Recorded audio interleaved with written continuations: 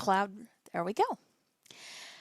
Good evening, everyone. Welcome to the first lesson of the iBug Introductory Mac Training course for Spring 2022. Today is indeed March 1st, and I am your instructor, Chanel Allen. As I was mentioning earlier, we just have a few announcements to go through, some housekeeping, and then we will proceed to the lesson. iBug Today is a nonprofit organization with the goal of empowering the blind through accessible technology training. And to that end, we provide a number of workshops, training events, social events, and the best way to learn about all of those things is to follow us on our website and social media. Our website is ibugtoday.org. There you may register for an account. It is free and all of our events are free. And registering allows you to receive emails of upcoming events. While you're a student in this class, I will be sending out those emails on our Mac training email list. But if you register, you will get those emails as well. You can also listen to recordings of previous training events and look at the current events tab and just learn more about what we do. Our announcements are also posted to social media. We have a Facebook page and a group. The group is a great place for interactive discussion in between some of our other events. And that address is facebook.com/groups/iBugToday. On Twitter and Instagram, we can be found at iBugToday. Even if you don't have a Twitter account, you can just go to twitter.com/iBugToday and read all of the latest tweets Herbie posts from Apple, news, rumors, tech deals, more, lots of Mac how-to guides, all kinds of good stuff. Our announcements are posted to Twitter, Instagram, and Facebook as well. There are tons of, I think we do over 20 events per month, and we would be here forever if I went through all those. So I'd just like to highlight a few of them. We are giving a raffle for a $500 Apple gift card, and I believe each ticket is $10. Michael McCulloch will correct me if I'm wrong, and you'll be able to donate using PayPal or Square Cash. And on Friday, we have iBug Night at the virtual movies. This week, the movie being featured is Rocky. The pre-movie social begins at 7:30, followed by the movie at 8 and discussion afterwards. On March 13th, we have our iBug Cafe coming up. The iBug Cafe is a great opportunity to delve into an app or a group of apps in detail. And this month, the topic is transportation. So on March 13th from 4 to 6 p.m. By the way, all of these events I've mentioned so far take place on Zoom. But from 4 to 6 p.m., we will be talking about Uber and Lyft and Travelocity and a few other travel apps. Every Monday evening from 7 to 9 p.m. Central, we have the iBug Mac Buzz, which is a Q&A conference call for anyone with iOS questions. Hopefully I said iBug Buzz. I'm also thinking of this Mac Buzz that we recently had on Clubhouse. That takes place the first and third Tuesdays of the month, and we have an iBug Mini Buzz on the second and fourth Tuesdays on Clubhouse. So yes, there's lots to keep track of. As I said, the best way to keep up with it all is our website and social media. We also have a group for people interested in Star Trek. We have a book club and Android events, a few other things. So check out the website. Now, I would like to have us go through introductions. So in just a minute, you will be able to unmute, say where you are calling from, or your name, where you're calling from, and what you hope to gain from taking this course. I am Chanel Allen, and I've been using a Mac since 2013. I always learn so much every time I teach the class, whether it's learning maybe a new way to teach something or cementing my understanding of a concept. It's just great at teaching. When you teach, you have to be able to learn, and I enjoy learning from all of you. So I still primarily do use Windows, and so I bring that experience, but I also really appreciate lots of features the Mac has to offer. So let's go ahead and don't forget to get that Got It button and somebody can go ahead and introduce yourself. Hi, my name is Chris Bell. I don't know what I don't know what I should say by way of introduction. I'm Well, on the welcome ACB anyway. board. Well, thank Okay. you. I'm not very tech savvy, although I've been doing tech for a long time, but I don't really understand the screen. I have kind of a spatial deficit, so Me too. things on the screen don't make sense. So Yep. All right. Yes. And oh, go ahead. Okay. No, I thought I was gonna come in and speak next. Go ahead, Janelle. No, go ahead, Michelle. You're up next, and welcome, Chris. Okay, thank you. My name is Michelle Hughes. I'm located in Upper Marlboro, Maryland. I am blind and hearing impaired. I have I bought myself a MacBook lap, and that was about a year ago. And this is a very different platform than I'm accustomed to. I'm used to just going to the keyboard and push the button and make things happen. I have to use I call it the functionality of a button, command button to make things happen. So my goal is to understand this laptop, know how to operate it. I love devices, technology, so I'm pretty good at it, but this one is the first one that have really got me upside down. And I understand that once I learn how to use this laptop, that I am going to love it. So I'm looking forward and loving my MacBook, and so I can know how to operate and move from one thing to the next, and really get to understand the MacBook, because you have to understand the platform in order to be able to be successful. So All thank you. right. Well, great. And hopefully we can get you started on that journey. Welcome. Who's next? This is Kim. Hi, Kim. Hey, I live in Indiana, and I bought a MacBook Air about half a year ago. And I do web searches on it, things like that. I know how to make bookmarks and, save stuff. But I want to learn more. I've Great. been reading my mail and like, wait a minute, where's the message? I'm only looking at the headers and I get lost. But I love VoiceOver, so I switched from Windows to a Mac. All right. Great. Well, hopefully we can help you more in that transition and you'll get more comfortable checking your mail and doing searches. So, welcome. Who would like to talk next? This is Kathy. All right, Kathy, go ahead. My name's Kathy Taylor. I live in the Boston area in Massachusetts. I'm a retired technical writer. I became legally blind about 5 years ago. I have low vision. I'm not blind, but I can't use a computer or any device without some kind of assistive technology. I've become very reliant on VoiceOver on the iPhone, and I use the iPad a lot. But I've had a gap in my life because I just haven't been able to figure out what kind of computer I want to use, because I really need to be able to use a computer. I've used Zoom Text on Windows, and I finally decided I'm just going to go with Macs, and because they all interact so well. So I need to know VoiceOver so I can combine it with the vision that I have and with some magnification.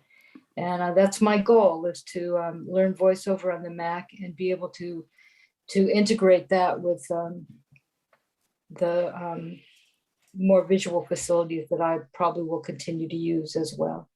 Definitely. Well, I recommend, I think as we've spoken about, just focusing on one thing. So maybe focus on voiceover for a while and then try to incorporate it with your visual skills and adaptations.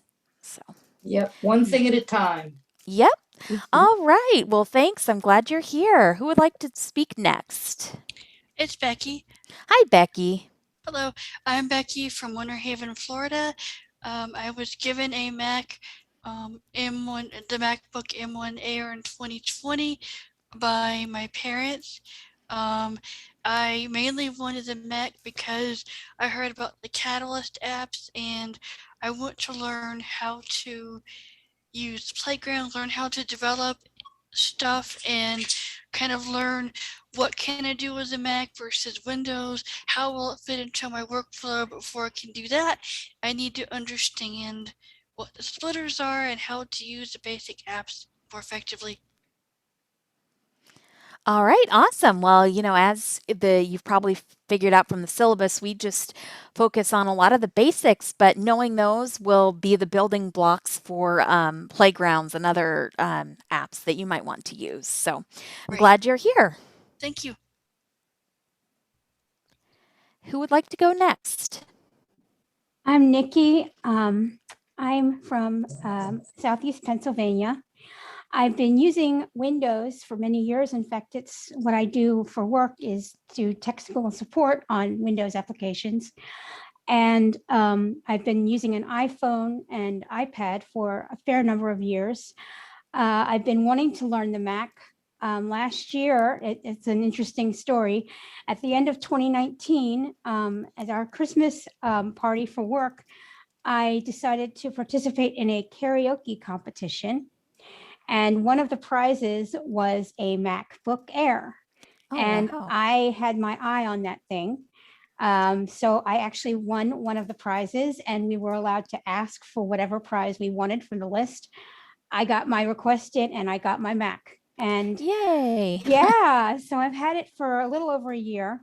I really, I want to get away from Windows for my personal use because I'm tired of them wanting you to keep paying and paying and paying to upgrade things. Like my computer is 6 years old for Windows, and I already can't go to Windows 11. It's crazy to me. And I just want to, I know the mail app I'm really good at, but I want to get better with my commands, remembering them, just being able to use them more efficiently, navigate more efficiently, and to get to the point where I don't automatically have to fight the urge to want to go to Windows because I can do it faster. And Safari is a big one for me to get better with too, because some of these websites are quite interesting to navigate. Definitely. And later on, as we get to the Safari unit, you can definitely let me know or let us know what websites do give you challenges, and we can try to work through those in Cool. class. And But Finder is quite different from yes. Windows too, and that's another area I really need help with.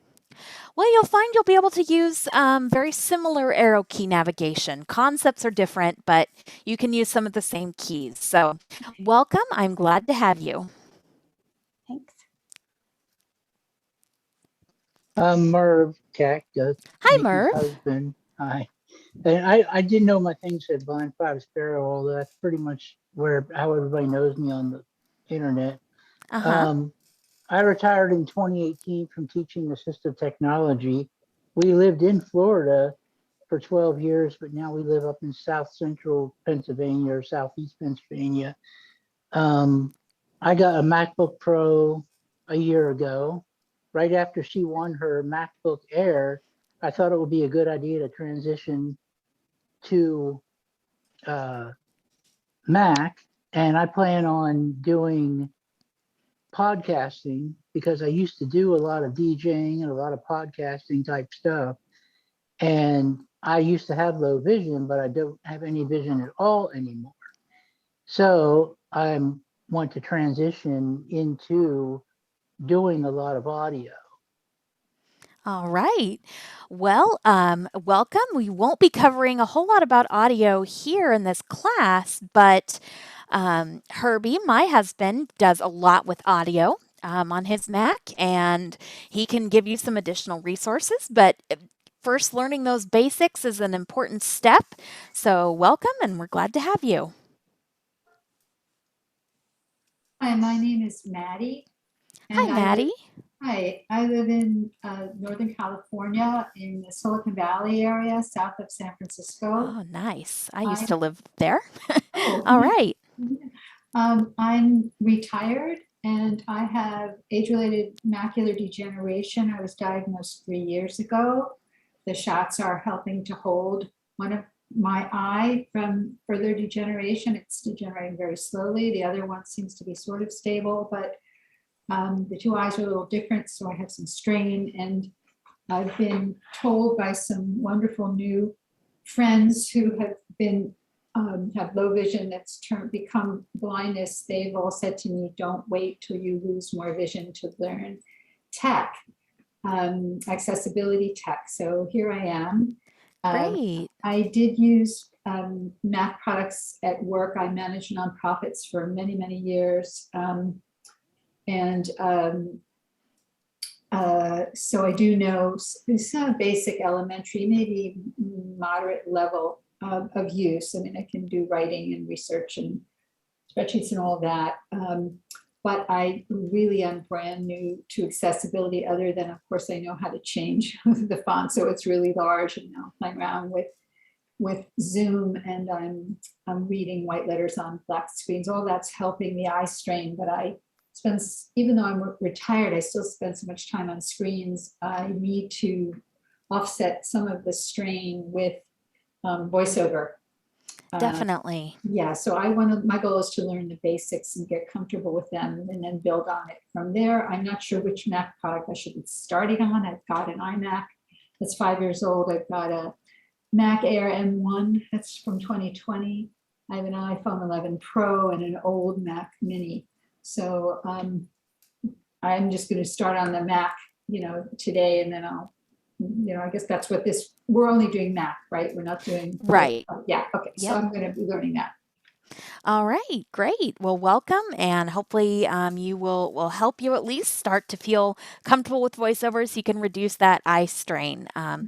It'll be a learning process, but we are here, and if you persist and practice, you will get there. So welcome. Who would like to talk next? This is Bumi. Hi, Bunmi. Yeah, I'm joining the call from Toronto. I've been using Windows since 2011, so I'm very comfortable with it. I got a Mac, or I was given a Mac sometime last August or July, and I didn't know anything about it. It's very different from Windows, so I want to learn how to navigate, especially with shortcut keys. Great. All right. Well, I'll definitely introduce some of those. Welcome. I'm glad to have you too. Okay. Have all of the students spoken? I think they have. This is Tim Oh, Downey. I haven't. Tim. Sorry. Yeah. Okay. Hi. Yay. Hey. Yeah. I'm Tim Downey from Linwood, Washington, and just north of Seattle. Yep. And I've just marking my 1-year anniversary of not working Okay. due to vision issues, and I have low vision. I've been a Mac user for a long time, but one of the things with my vision too, I'm also very light sensitive, so I find that I can't look at the screen very long anymore. So I'm having to use I'm kind of having to relearn things, without being able to look at them. So that's really why I wanted this class, and also to help with shortcuts and things like that. So there's a lot I need to learn. So I'm really excited for Great. this. Yeah. Well, welcome. I'm glad to have you. Yep. And I'm familiar with where Linwood is. So welcome. All right. Is there anyone else I've forgotten? Oh, this is Diane, Uh-huh. and I'm from Atlanta, and I've always been interested in the Mac. I've been in the tech world for a while, but I've always been interested in the Mac, but never had any way of learning it. So finally, and I got my MacBook. What is it, 2019, last year, or a couple of years ago now. It's kind of been sitting there, looking at me, and I played around a little with it. Matter of fact, I finally got it set up for the Monterey Jack cheese. I Great. got to remember that. So, so anyway, so that's why I'm here to learn it and to have fun with it. And I'll be hitting up Herbie for the audio things later All on. right. Awesome. Great. Well, I'm glad to have you. Okay. Would anyone Janelle, else? Yes? before you get into the teaching, I had a question for you and Hold on. Herbie. I don't think Jim has spoken yet. Has he? Oh, no. So, Jim, I'm sorry I forgot to go over the unmute. First, you'll need to get the Got It button, and then you can unmute if you're on your Mac, Command Shift A. On your iPhone, it's the lower left-hand corner. On the Windows, it's Alt A, or you can also temporarily unmute by holding in the space bar while you're speaking. So, Jim, are we able to hear from you? Okay, now I think I'm unmuted. Yay! All right. I had a little trouble. I'm on the iPhone right now. I'll be on. Anyway, I've been listening, and I want to learn the basics of Mac, and then do more musical things and audio things, such as helping with ACB radio and that sort of thing. So I'm really excited to learn all this, and Tim and I both have encouraged each other to sign up for the course. Yay! That's wonderful. What are friends for? Yeah. And Great. I know we still have a question, but we want to make sure we get to everybody. I don't remember if Becky spoke. Yes, she did. She did. Yes. Okay. Okay. Yep. All right. And So I think that yeah. is everybody. So we can Okay. go back to the question. So yeah. Go ahead, Murph. Okay, I was just going to ask in reference to screen light sensitivity, because I used to have that when I could see. If you were going to cover turning down screen brightness on the Mac, because I can do that on my touch bar, but I thought maybe you knew a shortcut.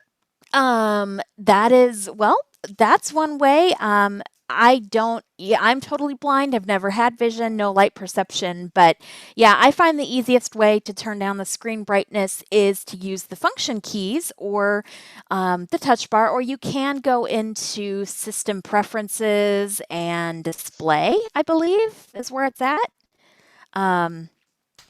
So yeah, all of this class will be taught entirely using VoiceOver. So one thing I will recommend is for people to turn on a feature called Screen Curtain, and that essentially makes puts like a shade or curtain or something over the screen so you can't see it. I suppose if there might still be light coming from the screen. I don't know. Herbie. Yeah, Herbie. I don't know. Yeah. There's no when you have that on your phone. So VO Shift F11 is what will enable and disable the screen curtain, and it dims out the screen completely, so there is no light once you activate the screen curtain. Okay, well then I guess that answers that. There you go. Okay, there we go. All right, so I believe I know Michael is still here and probably wanted to say something. I don't know when you want to speak, Michael. I think we've gone through all the students. Okay, yeah, thanks, Chanel. I appreciate that. I just wanted to stop by, and for those of you that I haven't had the opportunity and pleasure to meet, I'm Michael McCullough, the founder and president of iBug. And so I just wanted to welcome everyone to this spring semester of the iBug's Introductory Mac Training course. And don't let Chanel fool you, even though she says Windows is her predominant use of computers. She's an excellent facilitator and instructor with the Mac. I mean, we've had, over the past couple of years that we've been doing this now, she's had, trained a number of students from scratch, never even touched the Mac before, had to even teach them how to turn it on for the first time. And, they've gone on to become proficient users. And so, she's even had a few trainers from other programs come and take her course. So, she's very well thought of throughout the blind community. And also, she went through some of the announcements, and yeah, I do just invite all of you, to look over all the different other services and programs we provide. And we welcome you to join us at any and all of those. Each month there's, like she said, over 20 different other training and social type events that we host. So take advantage of those.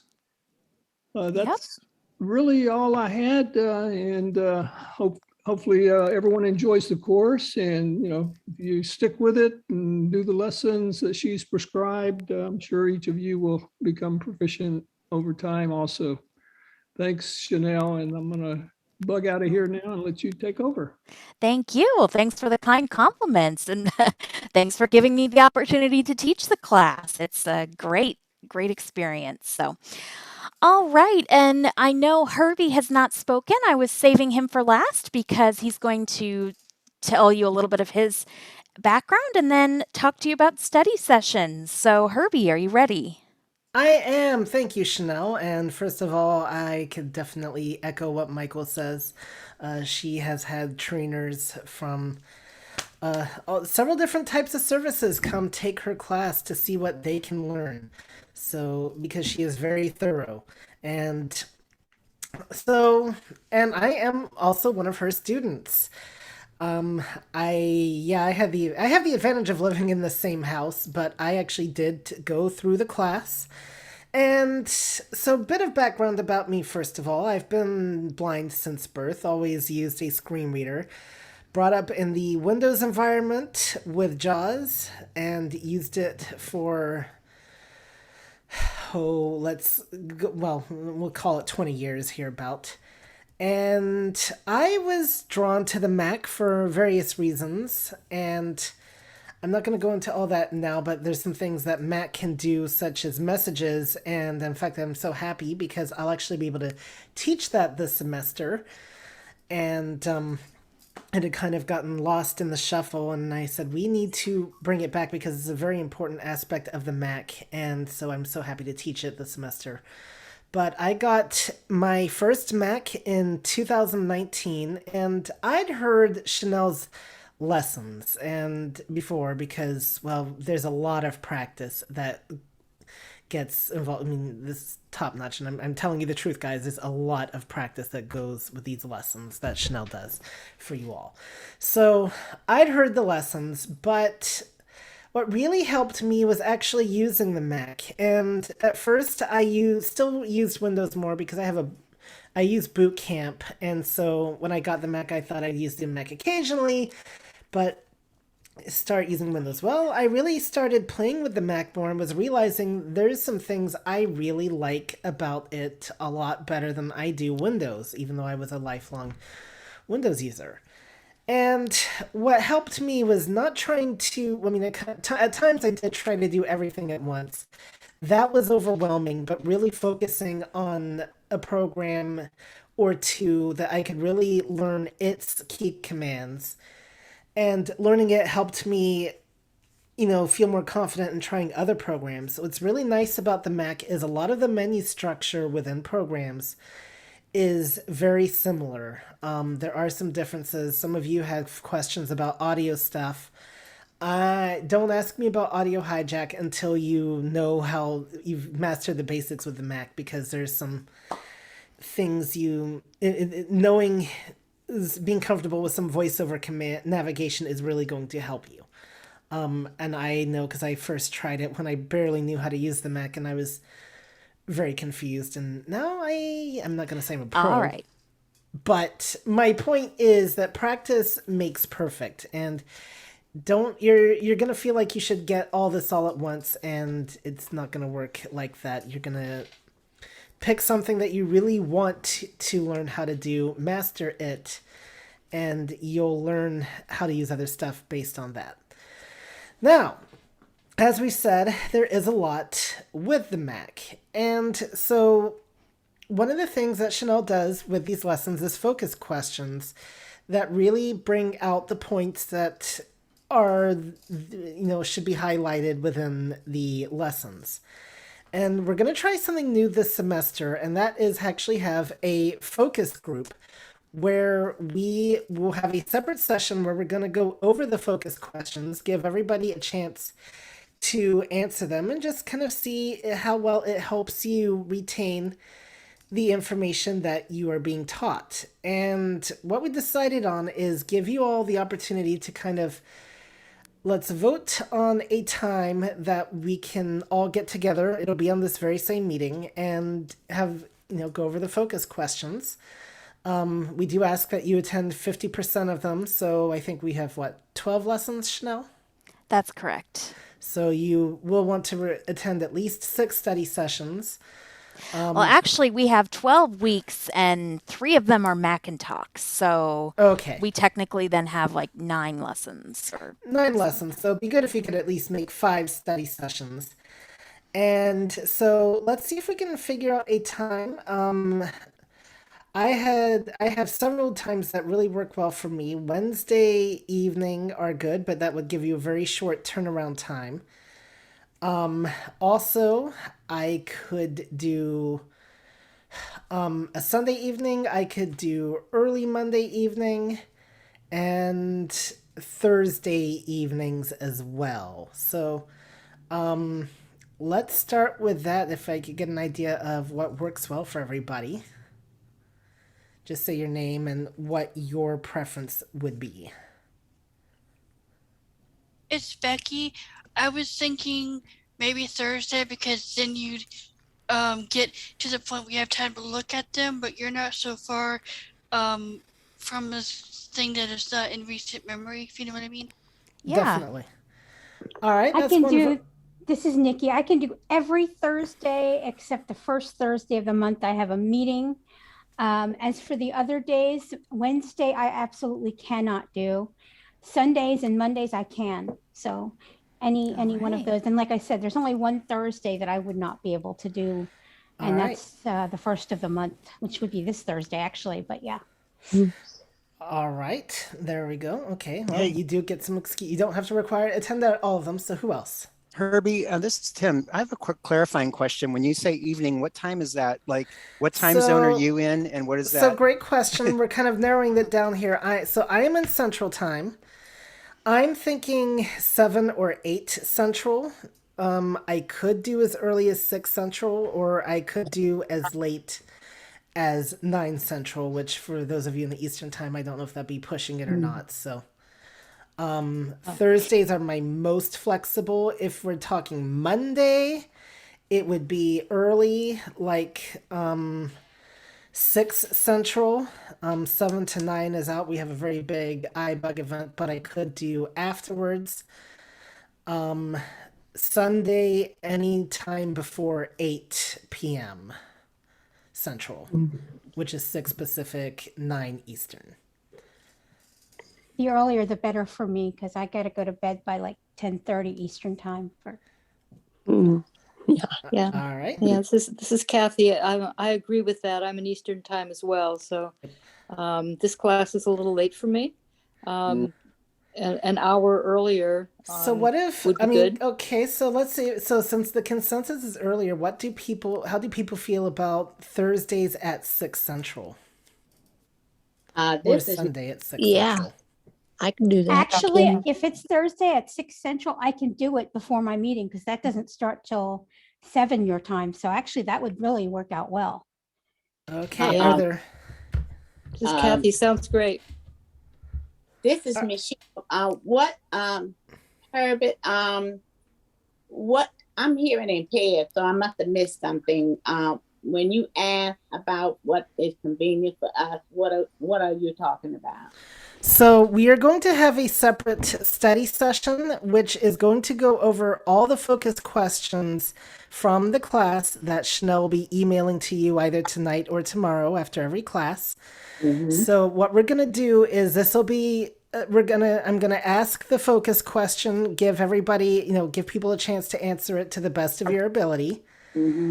And we're gonna it's going to be an extra learning opportunity and to really help maybe see where you're foggy on what, things like that too. So it's supposed to help. We're going to try to do this to see if this helps you, the student, learn the Mac even better. So I thank you so much. You are welcome. I am attending Bible college on Thursday evening from 7 to 9. And so Thursday would not be a good day unless you do it early in the day. I'm 76 years old. I'm in the bed right now. Yeah, I mean, I can do a Thursday afternoon at 3 Central or 2 or 3. If people want that, that's also fine with me. I don't. Yeah. So yeah. I want to find something that's going to work for people. I know we can't get it perfect. So, is there any preferences for people for a Thursday afternoon? I go with the afternoon. I can't do any afternoons during the week because of work. Okay. I freelance for a living, and sometimes I need to be available because there are people in California, clients on the West Coast, so I try to keep myself open during business hours. You know what I mean? Yeah. All right. So we'll have to This do is Diane. I can do Thursdays anytime. I'm on the Eastern time zone, so I'll fit it in.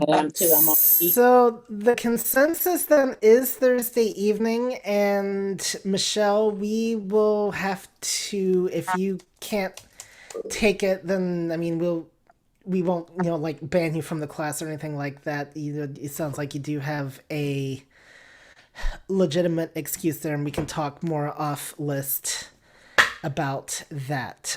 Is there anybody else that cannot make it on Thursday evening at 6 Central? This is Tim. I probably can't. I have to pick because that's 2 hours difference for me, and I take a Lyft ride to go pick up my daughter from school and bring her back. So I'm not sure I could make many of those. All right. Can I make a suggestion? You can make a suggestion. Yes. Go ahead. I'm sorry. No, I was thinking if for the people who can't, one of two things, maybe if they could get, are the study sessions going to be recorded separately from the class? I'm thinking there's a good case for them to be recorded separately. I don't know if they'll be posted on YouTube. Oh, Chanel, were you going to say something? No, yeah, I don't think they would be posted on YouTube, no. But they would be made available to the class if we did record them. Well, I would be involved in the focus thing. So this Thursday, I'm not even sure it's a midterm for me, and I'm not sure if he's going to allow us to submit the midterm test on the student popular. Well, let's do. All right.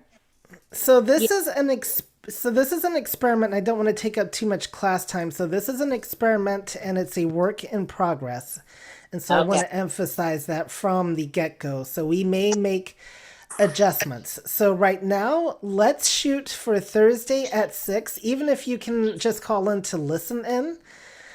Make sure you let me know so I don't call on you if you're just going to listen in. But let's tentatively meet at Thursday at this meeting at 6, and let's see how things work out, and we will go from there.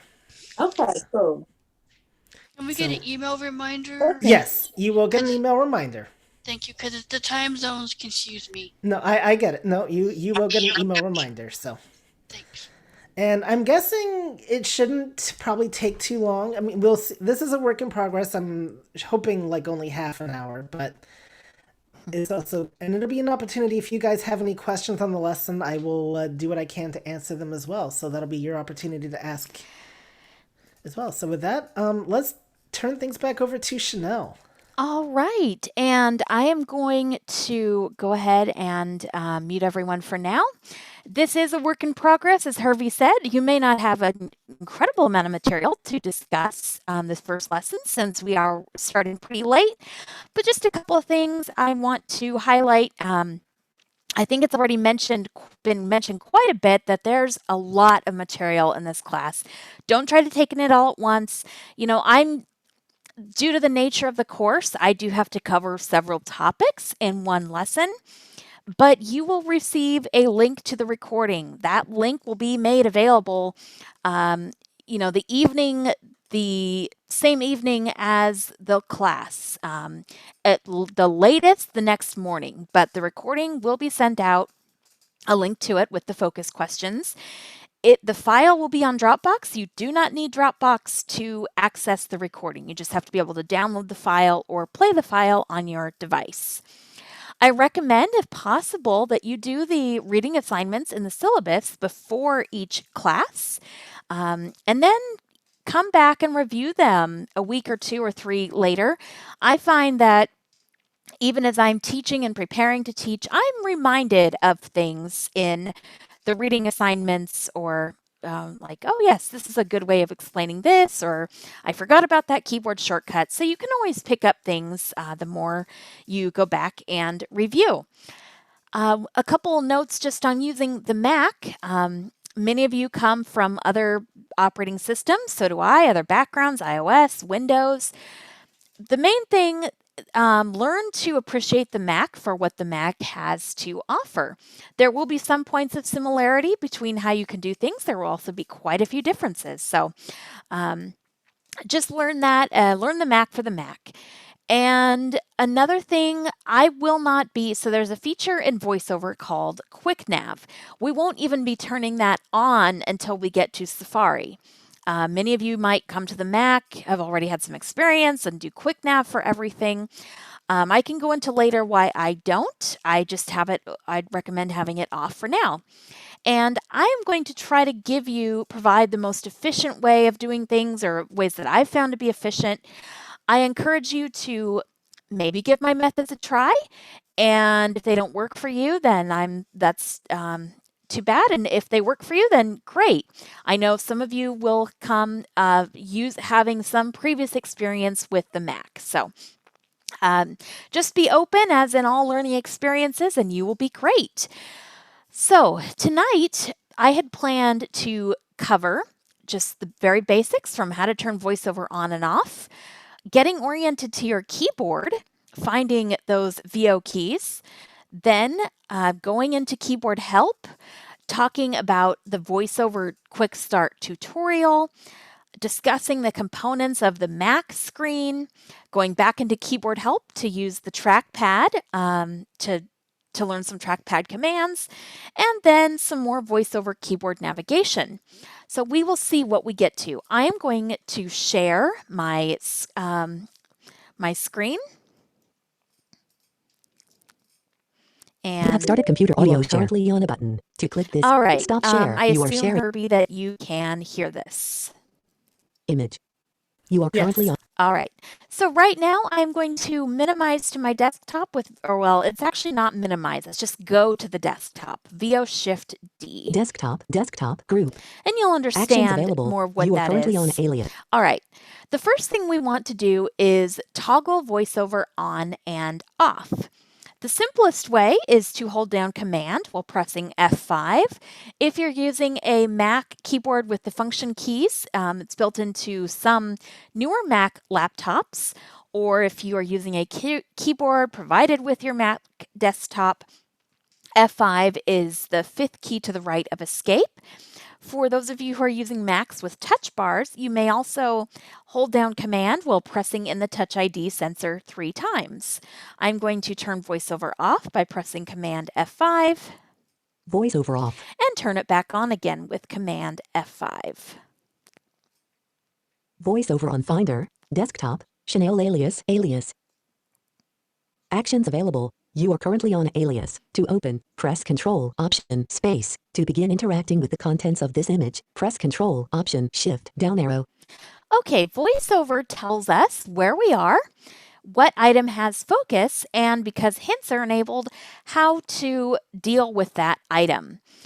Often the hints are not quite relevant to your immediate task at hand, so I recommend eventually turning them off, but we have them on now just to get an idea. Hopefully, I'm just checking my VoiceOver rate. It seems a little bit faster than 45%. Okay, hopefully, I know some of you have been using the Mac or speech for a while, and this is too slow. Others of you are probably trying to understand it at this rate. So hopefully it is at a good rate. The next thing we're going to do is go into keyboard help. And we do this with VOK. In just a minute, you'll understand what I mean by VO. So VOK. Starting keyboard help. Type keys to hear their names. Hold down the voiceover keys while typing to hear voiceover commands. Press the escape key at the top left corner of the keyboard to stop help. I'll be discussing two keyboard layouts.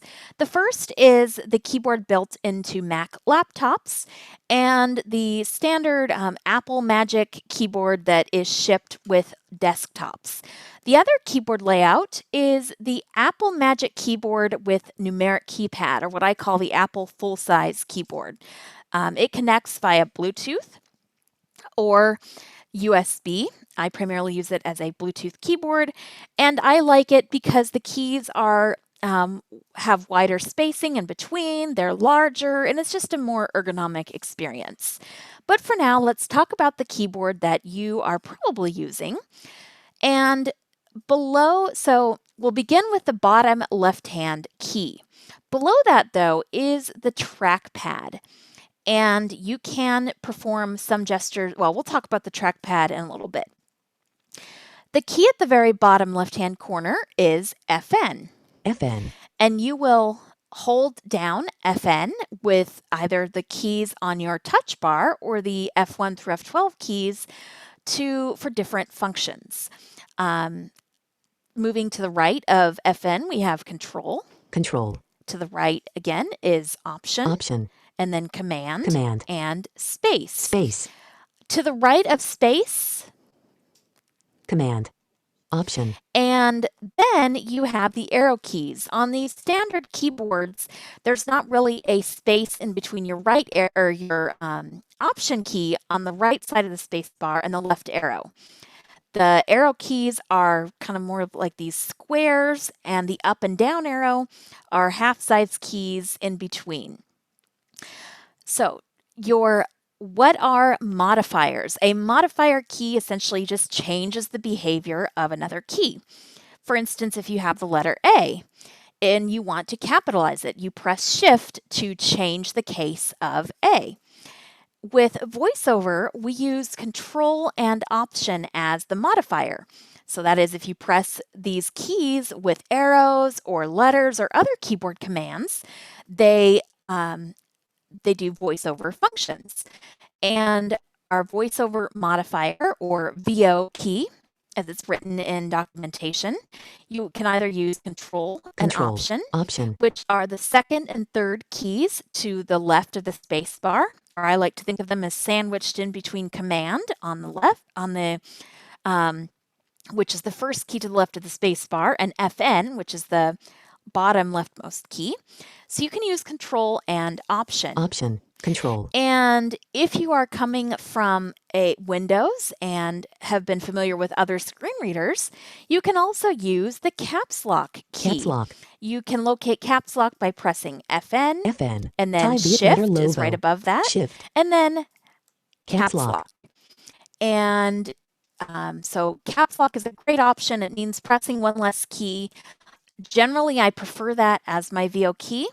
By default, VoiceOver is set to use either Caps Lock or Control and Option. Sometimes it may be more ergonomic to use Control and Option, or it may be more ergonomic to use Caps Lock. So you have your choice. If we go to the top of this Mac, we have the horizontal strip of F1 key icons, known as the touch bar. And the touch bar the controls can dynamically change depending on what app is open. I have customized my touch bar so that it just shows the F1 through F12 keys. When we go through system preferences next week, I'll talk about how you can change the behavior of your function bar or touch bar. So basically, like the touch screen of an iOS device, you can either slide your finger along, explore F1 by key, touch, F2 key, F3 key, F4 key.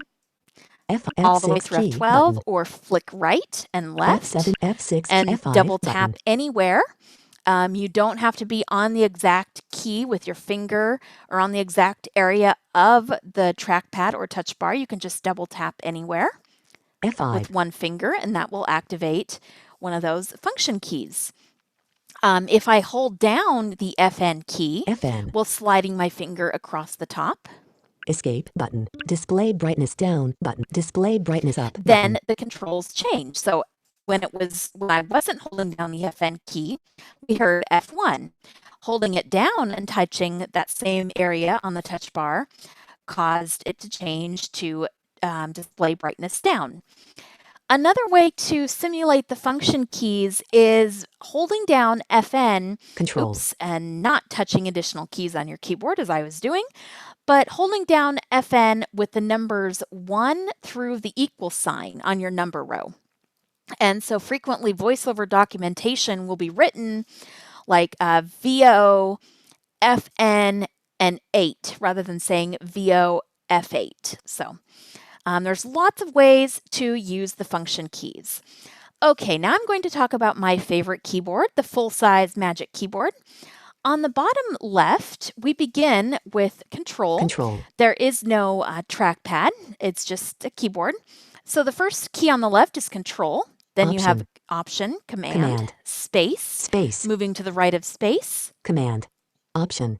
Control. And then you have a nice little blank space before you get to the left arrow. Left arrow. Down arrow. Right arrow. And the up arrows above that. Up arrow. And moving further to the right, we actually have a number pad with all the numbers 0 through 9 and the escape and equals and all of those keys. This keyboard also includes a 6-pack. So you have FN. the Viet letter low FN key. Instead of the insert key at the top of that 6-pack, you have the FN key. And then your home and page or up. home page up and page down down. keys are in the typical places. Delete is the bottom left corner of the 6-pack. Forward delete. You also have a backspace key, Delete. which the Mac calls delete, and it's in the same location on this keyboard and the regular Mac keyboard, and it's referred to as delete. And on this external keyboard, full-size keyboard, you have 19 function keys. So some of those extra function keys can be assigned to perform different commands and shortcuts. Okay, that is all for keyboard help. Let's get out of it, and we can do that by either pressing Escape or VOK. Caps lock. K. Stopping keyboard help. Oh, I actually forgot to mention that the keyboard help is useful for two things. One, just learning the location of keys on your keyboard. The other is practicing VoiceOver commands. So maybe you learn about a VoiceOver command. Let me just go into keyboard Starting help keyboard real quick. help. Control. So later on we'll talk about this thing called the control center. And the command sequence is kind of convoluted. VO shift. Caps lock. Shift. O. Cap. O. Open control and center. so you may want Opens to the control practice center. something like Control. that in keyboard help. You can also review common commands like Caps VOD. D. Go to dock. Moves VoiceOver cursor to the dock. Or VOM. We can go over a few of those. The keyboard help will not tell you the function of Mac commands. So there's a difference between VoiceOver keyboard commands and Mac keyboard commands. If you type, for instance, Command N or Command S, it won't say save. It just tells you the keys that you are typing. Control. Oops, and I keep wanting to accidentally press Control. So there we go. Now we will leave keyboard help, at least for a little while. Escape. Stopping keyboard help. The next item the next help item I want to draw your attention to is the VoiceOver tutorial. Many of you may have already gone through this when you set up your Mac for the first time. If not, though, or if you want to review, that will just give you a general overview of VoiceOver navigation. You can press this really long convoluted command, VO command FN8 or VO command F8 to bring up the tutorial. Or you can just go to the VoiceOver help with VOH. VoiceOver help menu, 5 items. And that is when I use... You are currently in a VoiceOver menu. Let's So the hint is trying to give us a lot of extra information. But when I say VOH or VOD, you basically hold down the VO keys, either control and option or caps lock, and then press and release the other keys in the command. So we just went to VoiceOver Help, and I will down arrow. User guide control option question mark. We'll talk about more of these items next week. Command help menu control option HH. Keyboard help control option K. Sound help menu. Quick start tutorial control option FN command 8. And there's the quick start tutorial. I will launch it by pressing enter. The VoiceOver quick start. In this quick start, you'll learn VoiceOver basics, as well as important VoiceOver commands to help you navigate on your Mac and use apps. You can exit the quick start at any time and finish it later. To advance through the quick start panels now, use the arrow keys located to the right of the main keyboard keys. On a portable computer, they're located in the bottom right corner of the keyboard. The up arrow and down arrow keys are positioned one above the other, with the left arrow and right arrow keys on either side. Now continue to the next panel by pressing the right arrow key. To exit at any time, press the escape key. Okay. Panel 1 of 22. And most of this tutorial you will go through by yourself. I just want to get us to the practice area so you can hear what that's like. I'm going to practice the voice keyboard help. VoiceOver provides keyboard help for learning about the keys on your keyboard. After you start keyboard help, just press a key to hear its name. If you press the VoiceOver modifier at the same time, you hear the name of the VoiceOver command assigned to that key, and a brief description of the command. Use VoiceOver now to start keyboard help. Press VOK. When you're done, press the escape key to exit keyboard help and return to the quick start. Then press the right arrow key to continue to the next panel. Okay, we will launch keyboard help, and as we do that, we'll hear the practice sound. So VOK. Starting keyboard help. Type keys to hear their names. Hold down the VoiceOver keys while typing to hear VoiceOver commands. Press the escape key at the top left corner of the keyboard to stop help. The main thing I wanted to point out there is that often when you go through these panels, you will need to wait a few seconds before actually practicing. Do the initial gesture and then wait for the speech to come up to give you feedback, and then you can continue the rest of your practice. I am now going to exit keyboard help by pressing escape. Press the right arrow key to continue. The tutorial by pressing escape. So you heard the final dong, but we're going to get out of the tutorial. VoiceOver on Finder, desktop, Chanel alias. Actions available. You are currently on alias. To open, press Control, Option, Space. To begin interacting with the contents of this image, press Control, Option, Shift, down arrow. Okay, so if you're trying to think about what you should do next, and you're thinking in your mind, and then you hear this hint, that could throw off your thought process. And so later on, I'll tell you how to turn off the hints. But for now, I want to talk about the three main areas of the Mac screen. Right now, we are on the desktop, and that occupies the middle portion. The desktop is a common place for, unfortunately, dumping files. You don't want to dump files on the desktop because they take up space on the desktop, which is the home screen of the Mac Finder. The Finder is basically the Mac's file management system. And because the Finder is always open, the desktop will always be open. You can never get rid of it, so as you are pressing Command Tab to move between open applications, you will come to the desktop. And the more things that are on your desktop, the more files, the more your computer will slow down as you are switching between things. So just try to keep it clutter-free. Good things to have on the desktop are shortcuts to other folders or locations on your Mac. The desktop is also used to open drives that are connected to your computer. And typically the things on the desktop are listed.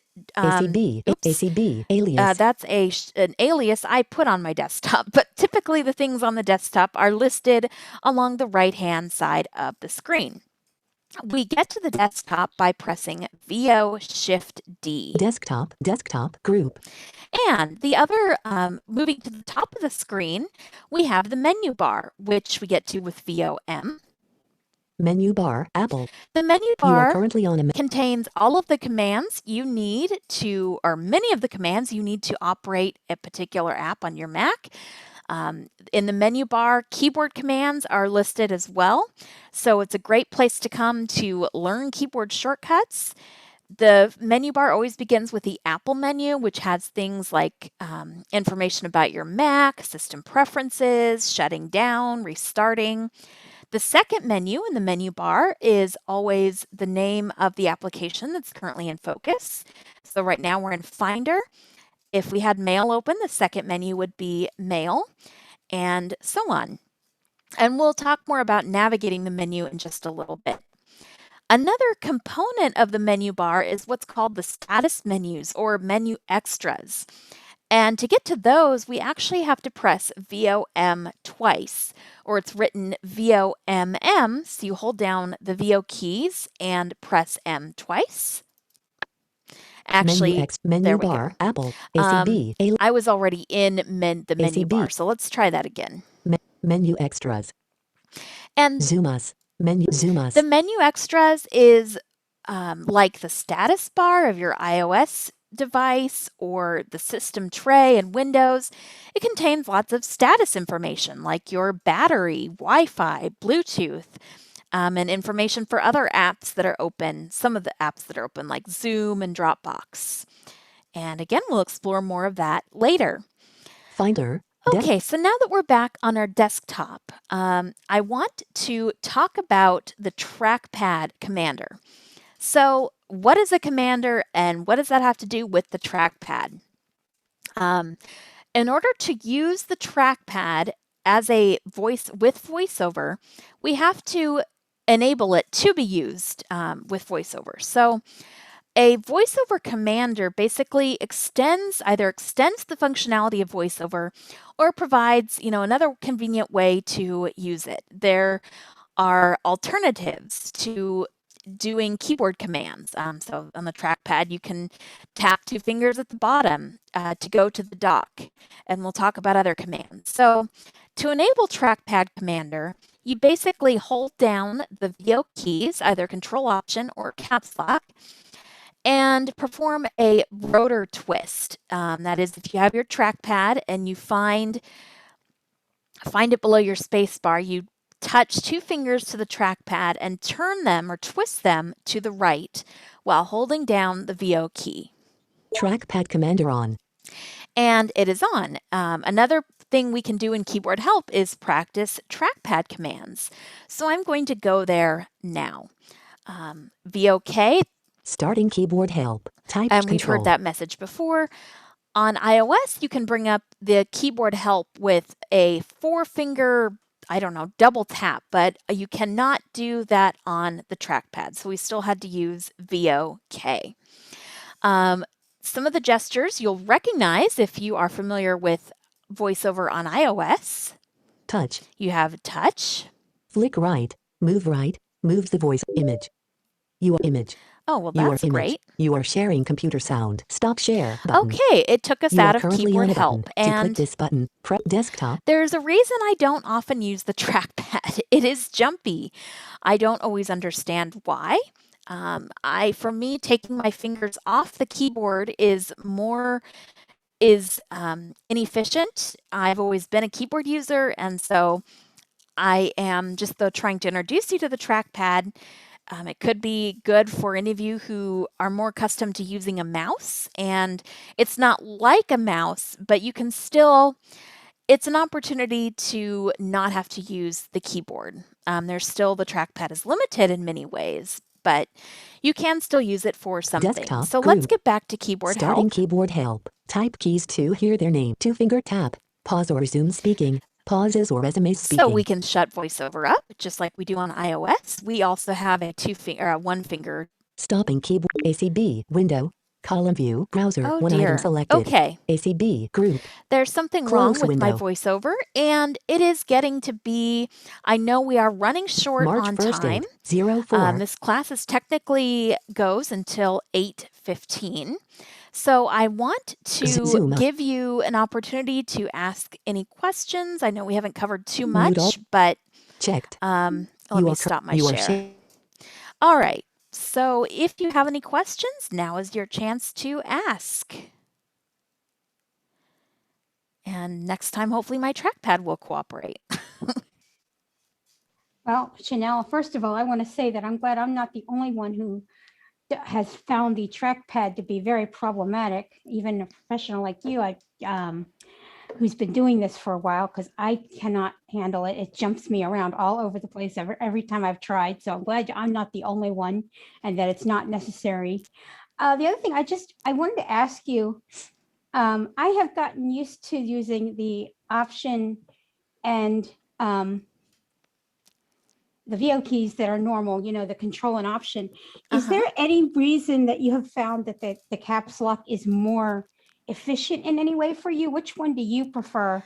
Because I mean, I have it set that I can do either right now, but I have just gotten accustomed to the other way. And I just wonder if I'm selling my, if it would be easier in some way to use the caps lock. Okay, well, I will answer and then I'll open it up to other people. Because I have been a Windows user and I have used the laptop layout in NVDA, JAWS, I'm familiar with caps lock, and it's just I find it's easier to press one key rather than having to hold down two. That being said, I do have the full-size keyboard, so my control and option keys are on both sides of the space bar, but I find, you might have to do a bit more gymnastics if you're using the standard keyboard. I feel like the caps lock just allows you, I don't know, to be a little bit more flexible. And it's just, it's what I guess it's always what I've used and since I started on the Mac even back in 2013. So. Question. Yeah, and it will be helpful if when you ask questions to say your name so that we can get to learn each other's voices. So. Okay, thank you. This is Michelle.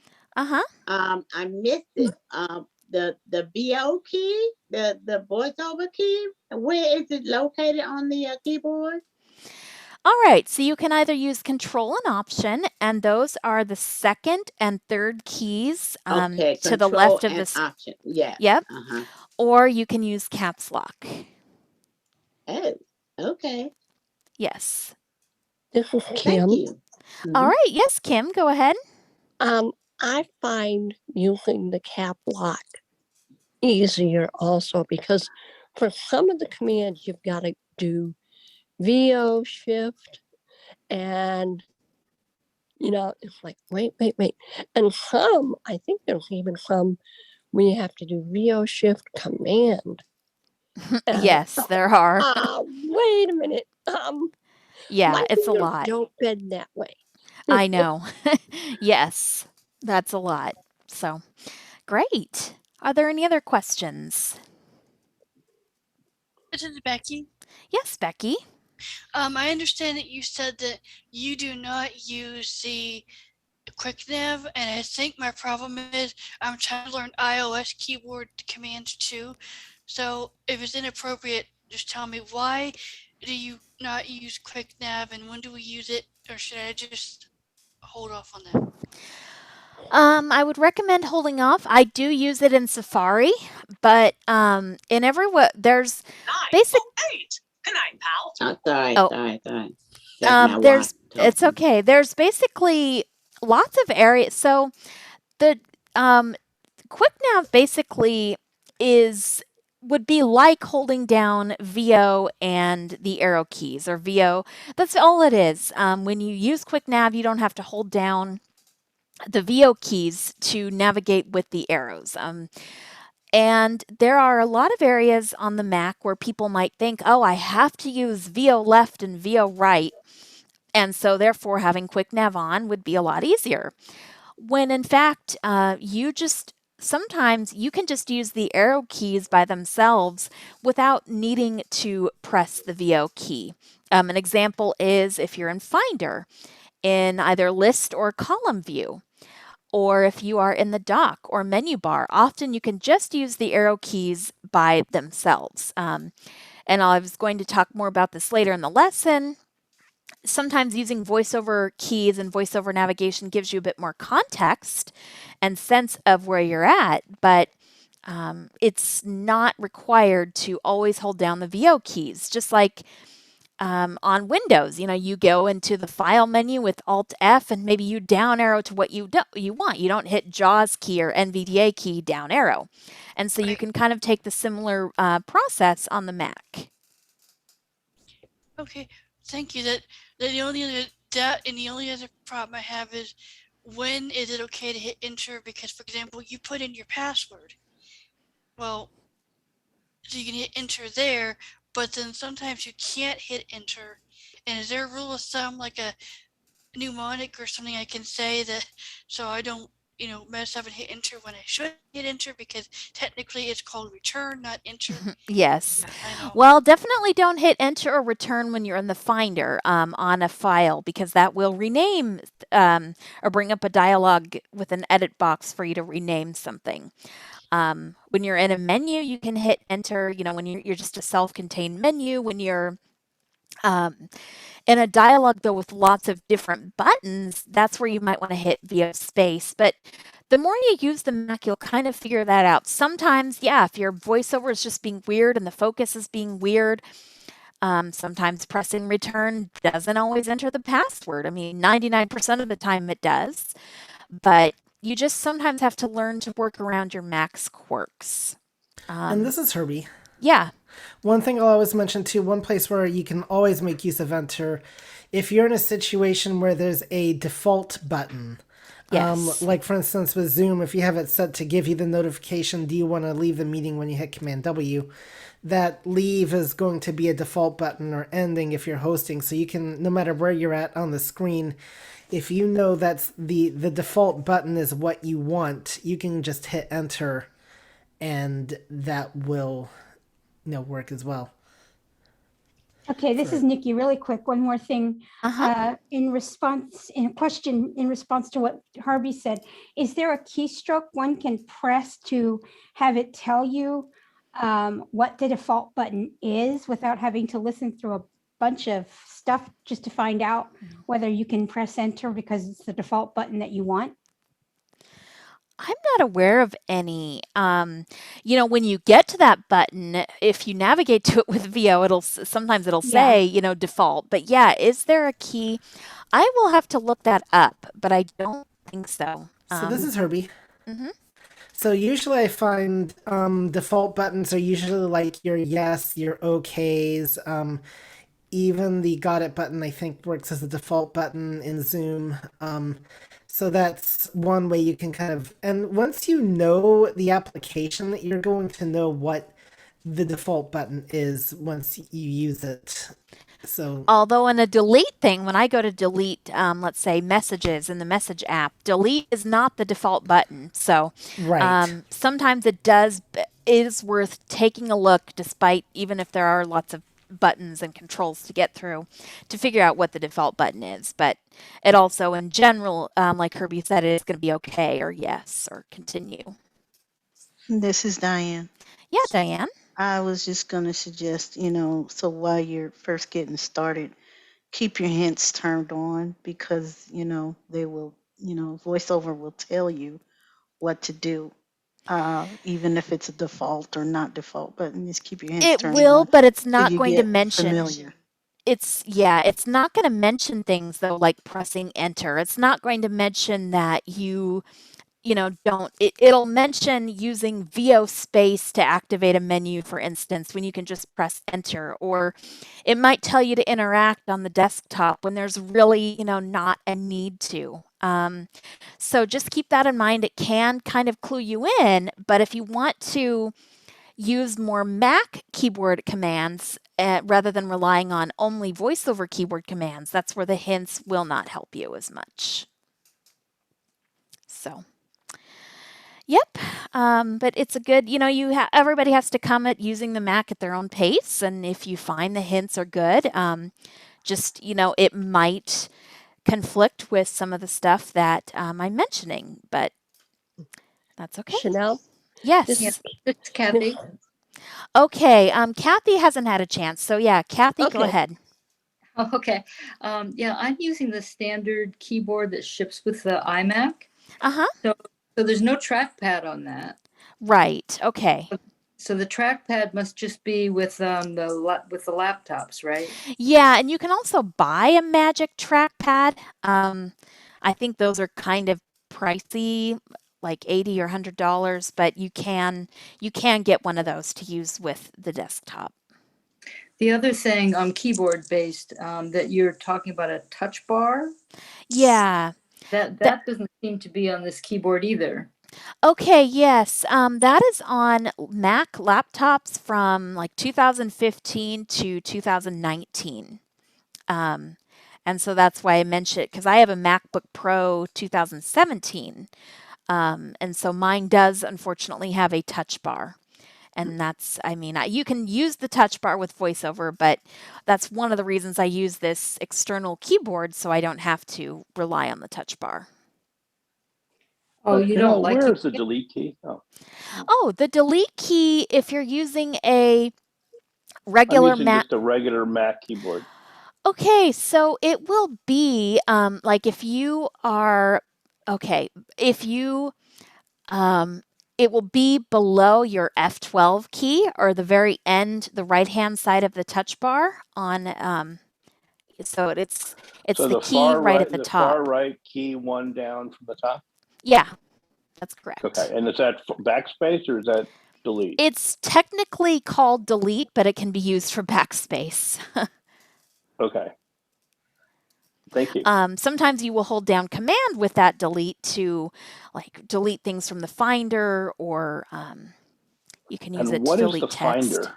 So the Finder is the Mac's file management system. It's kind of like File Explorer and Windows, or the Files app on iOS, but the Finder is always open, and yeah, it's basically a way that. Thanks.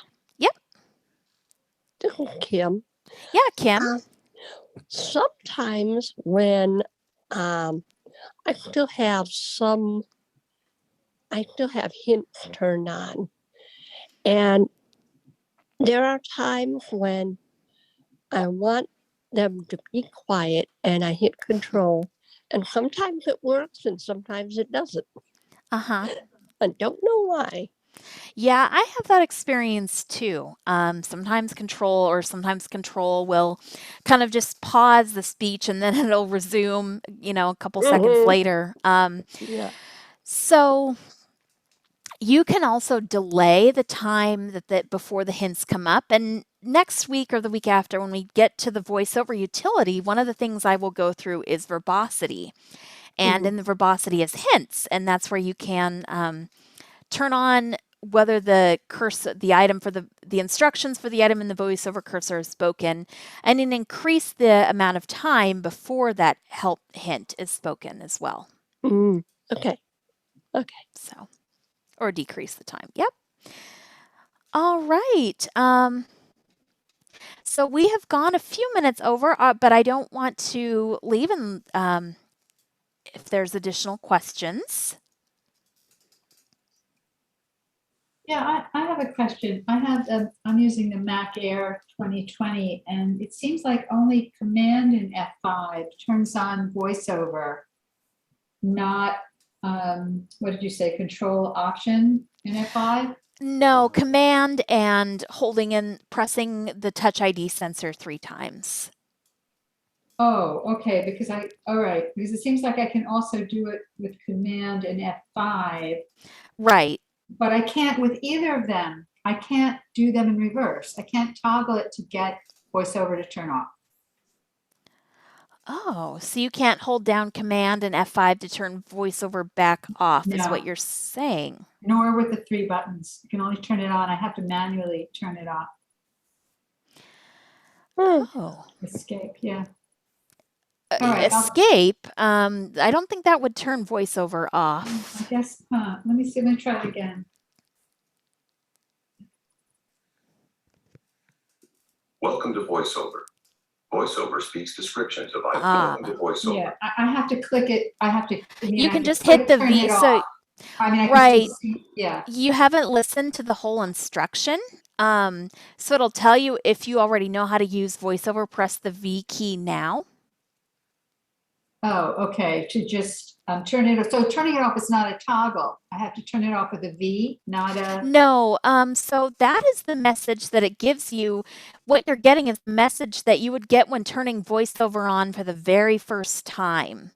And I know you haven't turned it on for the first, so you have to be able to listen to the message, and then when it's done, press the V key. And that way, and then it will, that message won't play again when you turn VoiceOver back on. That message is, it's acting like you haven't used VoiceOver before.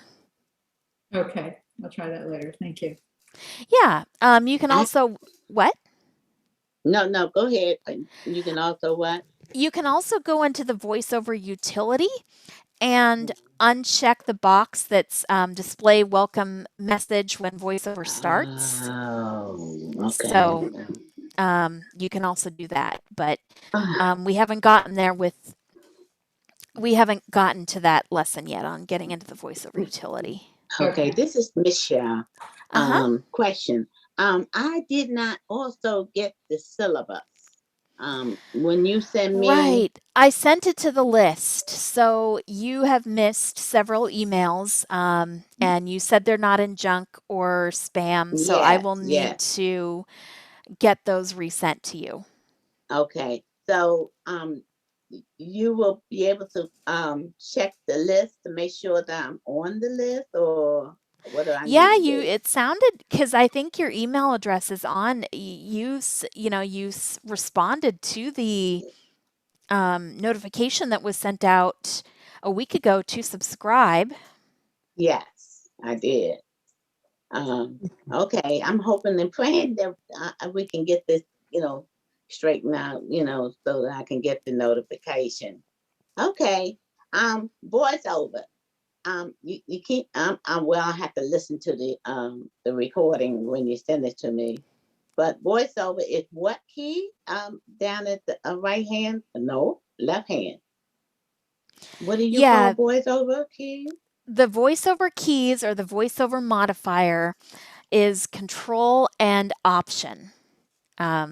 Or that's to use VoiceOver commands. To turn VoiceOver on and off, you press Command and F5. But to do VoiceOver commands, that modifier key is Control and Option, or you can also use the caps lock key, either or. Oh, Control and Option. I got that. And then the cap lock key. Or the caps lock, yeah. Or okay. Thank you. You're welcome. All right. Well, if anyone has any more questions, send them to the list. You can bring them up when you go over the focus questions with Herbie, and then you'll be in good shape. So thanks for coming. I hope you have a great evening, and I will see you back here next week. Well, thank you. Is it Chanel with an F, like in Sunday? No, C. Chanel, a C like Chanel perfume. Kind of, spelled differently. This class. Thank you so much. I enjoyed this class. All right. I feel Thank comfortable you. now. Okay. Have a good evening, everyone. Bye. You too. Bye-bye. Bye. Good day, everybody. Bye.